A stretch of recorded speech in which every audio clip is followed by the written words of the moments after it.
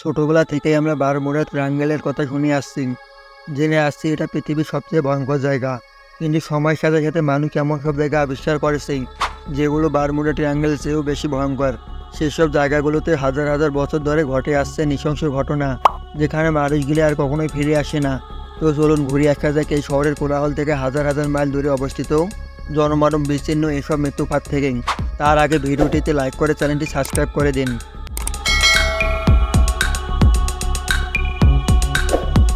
পোভেল্লি Iceland, এটা উত্তর ইতালির ভেনিস এবং লিডোর মধ্যে অবস্থিত ছোট্ট একটা দ্বীপ।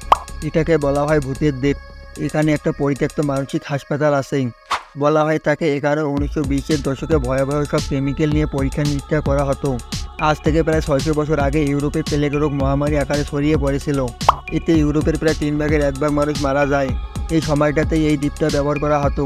যে কারোর মধ্যে প্লেগ রোগের কোনো লক্ষণ দেখা দিলে তাকে এই দ্বীপে এনে ফেলে রাখা হতো। এছাড়াও অসংখ্য মানুষকে গণকবরও দেওয়া হয়েছিল এই দ্বীপেই। অনেককে আবার পুড়িয়ে মারা হয়েছিল বিভিন্ন সংক্রামক রোগের জন্য। ইতিহাসে দ্বীপটাকে এতটা নৃশংস ঘটনা হয়েছিল যে এখন ইউরোপের মানুষ এখানে আসতেও ভয় পায়।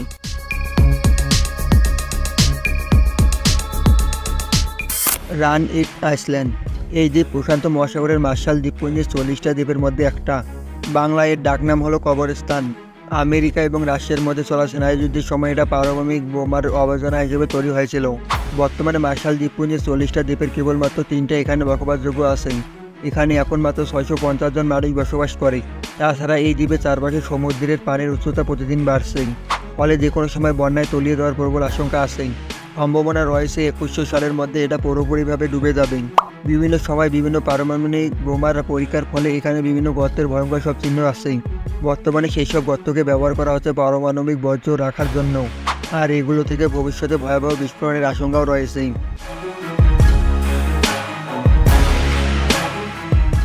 সাবা আইসল্যান্ড, এটা 18 বর্গ কিলোমিটার জুড়ে বিস্তৃত একটা অগ্রগির দ্বীপ, যা আমেরিকান সেন্ট মার্টিন থেকে প্রায় 50 কিলোমিটার দক্ষিণে অবস্থিত। অনেকেই দ্বীপটাকে কুইন বলে থাকেন। এর উচ্চতা প্রায় 777 মিটার। এই দ্বীপের মোট বাসিন্দা আনুমানিক 1800 জন। এই দ্বীপের জমি উর্বর হওয়ায় এখানে আছে প্রচুর পরিমাণে গাছপালা। দ্বীপটার প্রতিটা ঘর সাদা রং করা এবং এর ছাদ লাল রঙের হয়ে থাকে। পাশাপাশি তাদের পানির অভাব পূরণ করার জন্য রয়েছে ঘরের পাশে ছোট্ট একটা কূপ। যোগাযোগের জন্য দ্বীপটাতে রয়েছে মাত্র একটা রাস্তা। এত সৌন্দর্যের মাঝে এই দ্বীপের ভয়ানক দিক হলো এই দ্বীপ মাঝে মধ্যে ভয়ঙ্কর সব ঝড়ের কবলে পড়ে। গত 12 বছরে এই দ্বীপের উপর দিয়ে প্রায় 64টা হারিকেন বয়ে গেছে, যা কোনো দুঃস্বপ্নের চাইতে কম নয়। এমনকি যে কোনো সময় এই দ্বীপটা ডুবে যাওয়ার প্রবল সম্ভাবনা রয়েছে।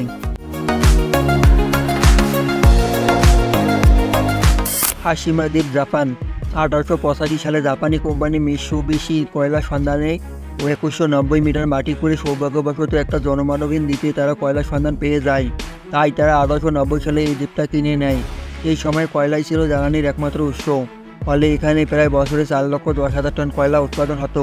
কিন্তু শীঘ্রই কয়লার ব্যবহার কমে আসলে তারা দ্বীপটাকে পরিত্যক্ত ঘোষণা করে। এই সাথে কয়লা খনি বন্ধের 3 মাসের মধ্যে সবাই এই দ্বীপ ছেড়ে চলে যায়, আর এই দ্বীপটা পরিণত হয় একটা ভুতুড়ে দ্বীপে। সেন্ট কিল্টা, যুক্তরাজ্য, সেন্ট কিল্টা হলো আটলান্টিক মহাসাগরে অবস্থিত বিস্তীর্ণ একটা দ্বীপ।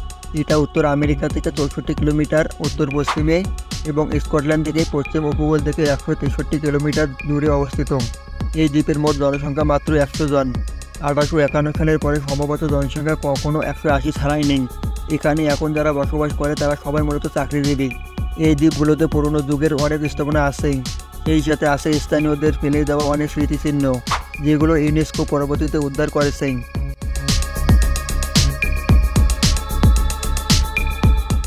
ইস্টার্ন ডাকুনহা, দক্ষিণ আফ্রিকা, এটা পৃথিবীর অন্যতম বিচ্ছিন্ন একটা দ্বীপ। দ্বীপটার অবস্থান সেন্ট হেলেনা থেকে প্রায় 1514 মাইল দূরে। এই দ্বীপে আসতে হলে 15 ঘন্টার ফ্লাইট এবং তারপরে 6 দিনের নৌকা ভ্রমণ করতে হবে। তবে আশ্চর্যের ব্যাপার হলো এই দুর্গম অঞ্চলেও মানুষ বসবাস করে।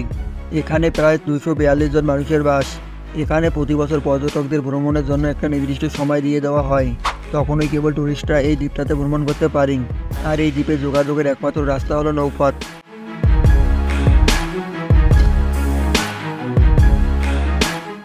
রক আইসল্যান্ড, নামটা শুনে আপনার যদি স্বর্গীয় কোনো দ্বীপের কথা ভেবে থাকেন তাহলে ভুল ভাবছেন, কারণ এই দ্বীপ বিশ্বের সবচেয়ে দুর্গম স্থানগুলোর মধ্যে একটা। এটা আয়ারল্যান্ডের উপকূল থেকে 277 মিটার দূরে অবস্থিত। দ্বীপটার অবস্থান সমুদ্রপৃষ্ঠ থেকে প্রায় 65 ফুট উঁচুতেই। এমনকি এই দ্বীপটা বিশ্বের 7টা বিপজ্জনক দ্বীপের মধ্যে জায়গা করে নিয়েছেই। মজার ব্যাপার হলো অনেকেই মনে করে এখান থেকে চাঁদে যাওয়া সবচেয়ে সহজ।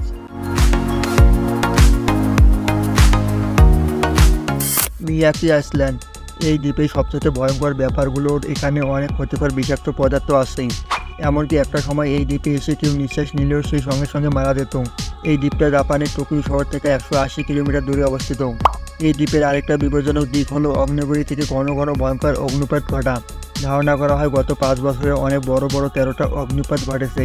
এর মধ্যে সবচেয়ে বড় এবং ভয়াবহ ছিল 1940 সালের ঘটা অগ্নুপাত, যার প্রভাবে 11 জনের মৃত্যু হয়েছিল।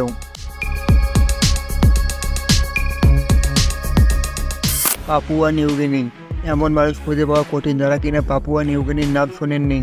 এখানে প্রায় 700টা ভিন্ন ভিন্ন ভাষা এবং কালচারের মানুষ একসাথে বসবাস করে। তবে এখানে ভ্রমণ করতে যাওয়া আর ইচ্ছে করে নিজের পায়ে কুড়ুল মারার জন্য একই কথা, কারণ যে কোনো মুহূর্তে আপনি এখানে ছুরি দিয়ে আঘাত পেতে পারেন। তাছাড়া সারা বছর এই দ্বীপে প্রাকৃতিক দুর্যোগ লেগেই থাকে। বৃষ্টি আর বন্যা ভূমিকম্প যেন এখানকার নিত্যদিনের সঙ্গী। তাছাড়া অগ্রগিরি থেকে কখনো কখনো ছাই উড়ে পুরো আকাশ ঢেকে যায়, যার কারণে মাঝে মাঝে ফ্লাইট বাতিল করা হয়। তবে এখানকার সবচেয়ে আকর্ষণীয় উপজাতি হলো কেরোয়ান উপজাতি, যারা কিনা নরখাদক হিসেবেও পরিচিত। তবে কিছু স্থানীয়দের দাবি যেটা শুধুমাত্র বিদেশিদের বানানো একটা গল্প। হাউল্যান্ড দ্বীপ, হাউল্যান্ড একটা ছোট্ট দ্বীপ হলেও অনেক বড় বড় দ্বীপের থেকে এটা অনেক বেশি রহস্যে ঘেরা একটা দ্বীপ। অথবা এটা বলা যায় যে এরা প্রখ্যাত মহাসাগরে অবস্থিত জলমানবহীন প্রবাল প্রাচীর। অবাক করার ব্যাপার হলো এই দ্বীপ হাজার হাজার বছর ধরে সামুদ্রিক প্রাণীর কঙ্কালে জমে জমে তৈরি হয়েছে।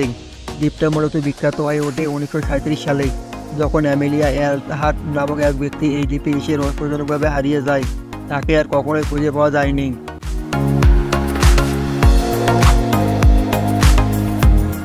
ভিডিওটি কেমন লাগলো অবশ্যই কমেন্ট করে জানাবেন। ভিডিওটি দেখে ভালো লেগে থাকলে অবশ্যই লাইক করবেন। নিয়মিত এরকম ইন্টারেস্টিং এবং ইনফরমেটিভ ভিডিওগুলো দেখতে আমাদের তিস্তা ক্রিয়েটর চ্যানেলটিকে এখনই সাবস্ক্রাইব করে রাখুন। কথা হবে অন্য এক ভিডিওতে। ধন্যবাদ সবাইকে।